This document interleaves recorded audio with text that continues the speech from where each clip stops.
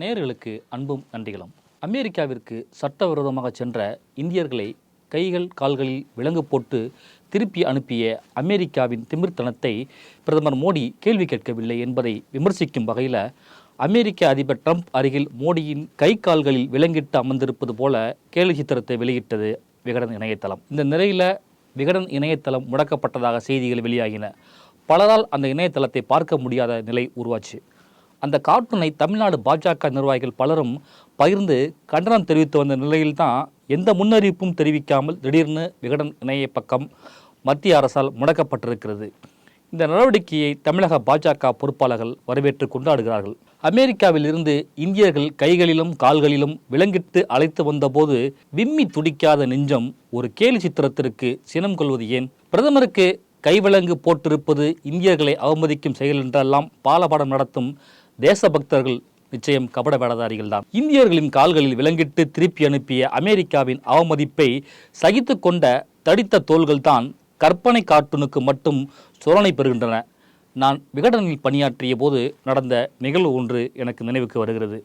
2011-2016 ஜெயலலிதா ஆட்சியில் அமைச்சர்களை பற்றி ஆனந்த விகடன் இதழில் 30 வாரங்களாக மந்திரி தந்திரி என்கிற கட்டுரை தொடரை எழுதும் பொறுப்பை ஆனந்த விகடன் ஆசிரியர் ரா கண்ணன் சார் என்னிடம் கொடுத்தார். அமைச்சரின் பெர்சனல் பக்கம், துறை சார்ந்த பணிகள் உள்ளடக்கிய அந்த கட்டுரைகள் வாரந்தோறும் வெளியாகின.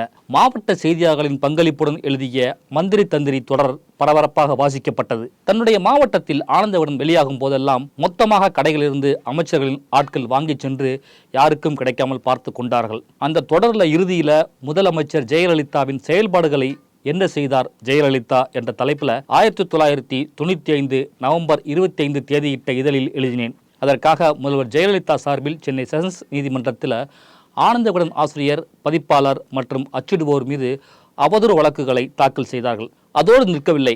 ஆனந்த விகடனின் முகவர்கள், விற்பனையாளர்கள், கடைக்காரர்கள், விற்பனை பிரதிநிதிகள் ஆகியோரை தொடர்பு கொண்ட போலீஸ் ஆனந்த விகடனை விற்கக்கூடாது என்று அச்சுறுத்தினாங்க. மீறி விற்பனை செய்தால் கடுமையான விளைவுகள் சந்திக்க வேண்டியிருக்கும் என்று மிரட்டினாங்க. இதன் தொடர்ச்சியாக விகடனின் ஃபேஸ்புக் பக்கம் 2016 நவம்பர் 23 தேதி மாலை முதல் திடீரென முடக்கப்பட்டது. இது தொடர்பாக எந்த ஒரு முறையான அறிவிப்பும் ஃபேஸ்புக் நிர்வாகத்திடமிருந்து விகடனுக்கு வரவில்லை. விகடன் தரப்பிலிருந்து மேற்கொண்ட விசாரணைக்கும் முறையான பதிலும் கிடைக்கவில்லை. 2015 அதிமுக செய்த அட்டுழியத்தை 10 ஆண்டுகள் கழித்து இன்னைக்கு பாஜக செய்து வழிமுறைகள் மாறவில்லை. அன்று விகடன் ஃபேஸ்புக், இன்று விகடன் இணையதளம். காங்கிரஸ் ஆட்சியில் பத்திரிகை சுதந்திரம் இல்லை. பத்திரிகை சுதந்திரம் என்பது ஜனநாயகத்தின் தூணாகும். அது எழுத்திலும் செயலிலும் பேணி பாதுகாக்கப்பட வேண்டும். இப்படி சொன்னவர் யார் தெரியுமா? குஜராத் முதல்வர் மோடி தான். உலக பத்திரிகை சுதந்திர தினத்தை ஒட்டி 2014 மே 3 தேதி வெளியான மோடியின் ட்விட்டர் பதிவில் இப்படி சொல்லியிருந்தார். குஜராத் முதல்வராக மோடி சொன்ன இந்த வாக்கியம் இந்தியாவின் பிரதமரான போது அப்படியே மாறிப்போனது. 10 ஆண்டு மோடி ஆட்சியில் ஒரு முறை கூட அதிகாரப்பூர்வ பத்திரிகையாளர் சந்திப்பை பிரதமர் நடத்தவில்லை. அப்போது எதிர்க்கட்சி தலைவராக இருந்த ராகுல் காந்தி நடத்திய பிரஸ் மீட்டில் திரண்ட பத்திரிகையாளர்களின் போட்டோவை ஒப்பிட்டு மோடியை பலரும் ட்ரோல் செய்தாங்க. மத்தியில் பாஜக ஆட்சி அமைந்த 2014 ஆண்டு முதலே பத்திரிகையாளர்களின் கேள்விகளை எதிர்கொள்ள துணிச்சல் இல்லாத பிரதமர் மோடி தான் தன் அரசை நோக்கி கேள்வி எழுப்பும் பத்திரிகையாளர்களை அச்சுறுத்தினார். அதை விடுங்க, மோடி ஆட்சியில் பத்திரிகை சுதந்திரம் எப்படி இருந்துச்சுன்னு பார்க்கலாம். 2014 மோடி ஆட்சி அமைந்த பிறகு முதன்முறையாக 2017 இந்தியாவின் முன்னணி செய்தி ஊடகமான NDTV அலுவலகங்களிலும் அதன் நிறுவனர்களான பிரணாய் ராய், ராதிகா ராய் வீடுகளிலும் CBI சோதனை மேற்கொண்டது. அதன் பிறகு கடுமையான நெருக்கடிகள் காரணமாக பிரணாய் ராய், ராதிகா ராய் தங்கள் பதவிகளை ராஜினாமா செய்தனர். இதனால் NDTV நிறுவனத்தின் பங்குகள் NDTV நிறுவனத்துக்கே தெரியாமல் அதானி வசம் கைமாறியது. கோத்ரா சம்பவத்தின் போது குஜராத் முதல்வராக இருந்த மோடியின் பங்கு குறித்து இந்தியா மோடி கேள்வி என்ற ஆவணப்படத்தை BBC வெளியிட்டதும் மோடி அரசு அதிரடியாக தடை செய்தது. டெல்லி, மும்பையில் உள்ள BBC அலுவலகங்களில் 3 நாட்கள் வருமான வரித்துறை ரெய்டு நடத்தியது. கொரோனாவால் மோடி அரசு செய்த தவறான நிர்வாகத்தையும் அதனால் ஏற்பட்ட மரணங்களையும் தைனிக் பாஸ்கர் செய்தி நிறுவனம் விரிவான அறிக்கையை வெளியிட்டது.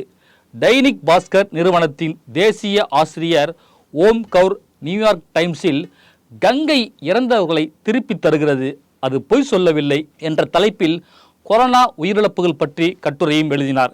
விளைவு 2021 ஜூலையில் தைனிக் பாஸ்கர் அலுவலகங்களில் வருமான வரித்துறையினர் சோதனை போட்டார்கள். கொரோனா இரண்டாவது அலையின் போது உத்தரப்பிரதேச பாஜக அரசின் தொற்றுநோய் மேலாண்மை சீர்கேடுகள் குறித்து கடுமையான கேள்விகளை பாரத் சமாச்சார் பத்திரிகை எழுப்பியதால் 2021 பாரத் சமாச்சார் அலுவலகத்தில் வருமான வரித்துறை சோதனை நடத்தியது. நியூஸ் கிளிக் நிறுவனத்தின் அலுவலகங்களில் அமலாக்கத்துறையினர் 2021 செப்டம்பரில் சோதனை நடத்தினார்கள். நியூஸ் கிளிக் ஊடகத்தில் பணியாற்றும் பத்திரிகையாளர்களும் கூட தப்பவில்லை. அவர்களின் வீடுகளிலும் ரெய்டு நடந்தது. விவசாயிகள் போராட்டம் பற்றி செய்திகளை நியூஸ் கிளிக் கவரேஜ் செய்த வீடியோக்கள் மில்லியன் கணக்கானவர்கள் பார்த்ததுதான் ரெய்டுக்கு காரணம். போராட்டம் நடத்திய விவசாயிகளுக்கு ஆதரவாகவும் கொரோனா தொற்று உயிரிழப்பு குறித்து செய்தி வெளியிட்டதற்காக நியூஸ் லாண்டரி நிறுவனத்தில் வருமான வரித்துறையினர் சோதனை போட்டனர். 2020 அக்டோபரில் ஜம்மு காஷ்மீரின் முன்னணி ஆங்கில நாளிதழான கிரேட்டர் காஷ்மீர் அலுவலகங்களில் NIA சோதனை நடத்தியது.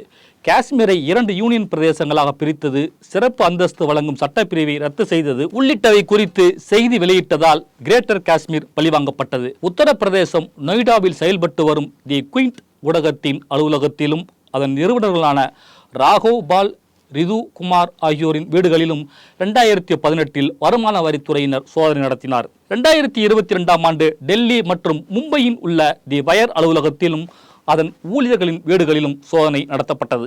நபிகள் நாயகம் பற்றி சர்ச்சைக்குரிய வகையில் கருத்து தெரிவித்த பாஜகவின் நுபுர் சர்மாவை முதலாக பொதுவெளியில் அம்பலப்படுத்திய ஆல்ட் நியூஸ் நிறுவனத்தின் இணை நிறுவனர் முகமது ஜுபைர் 2018 ஆண்டு அவர் பதிவிட்ட ஒரு ட்வீட்டுக்காக கைது செய்யப்பட்டார். 2020 உத்தரப்பிரதேசம் அத்ராஸ் தலித் கூட்டு பாலியல் வன்கொடுமை செய்து கொலை செய்யப்பட்டது தொடர்பாக செய்தி சேகரிக்க சென்ற கேரள பத்திரிகையாளர் சித்தி காப்பானை 2 ஆண்டுகள் சிறையில் வைத்தது உத்தரப்பிரதேச பாஜக அரசு. கௌரி லங்கேஷ், பன்சாரே, கல்புர்கி உள்ளிட்ட மூத்த பத்திரிகையாளர்கள் படுகொலை செய்யப்பட்ட சம்பவங்களும் மோடி ஆட்சியில்தான் நடைபெற்றன. ஆனால் கட்டட உள் அலங்கார வேலை செய்து வந்த நபர் மற்றும் அவரது தாயார் தற்கொலை செய்து கொண்டது தொடர்பான கிரிமினல் வழக்கில் ரிபப்ளிக் சேனல் ஆசிரியர் அர்னாப் கோஸ்வாமிக்கு ஆதரவாக குரல் கொடுத்தது பாஜக. அர்னாப் கைது செய்யப்பட்ட போது கருத்து சுதந்திரம் பற்றி பேசிய பாஜகவினர் அர்னாப்பின் கைதை தேசிய பிரச்சனையாக கட்டமைத்து அவரின் விடுதலையை கொண்டாட்டமாகவும் மாற்றினர். அர்னாப் போன்ற வளர்ப்பு பத்திரிகையாளர்களுக்கு ஆதரவாக நின்ற மோடி அரசு எதிர்த்து எழுதிய ஊடகவியலாளர்களை பஞ்சம் தீர்த்தது. பெரும்பாலான பத்திரிகையாளர்கள் பழிவாங்கப்படலாம் என்ற அச்சத்துடனும் அழுத்தத்துடனும் பணியாற்றுகிறார்கள். மோடி ஆட்சி அமைவதற்கு முன்பாக 2013 ஆண்டு உலக ஊடக சுதந்திரத்தில் 142வது இடத்தில் இருந்த இந்தியா 2022 ஆண்டில் 150வது இடத்திற்கு பின்னோக்கி சென்றது. நேயர்களே, மறக்காம நம்ம பேஜை ஃபாலோ பண்ணிக்கங்க.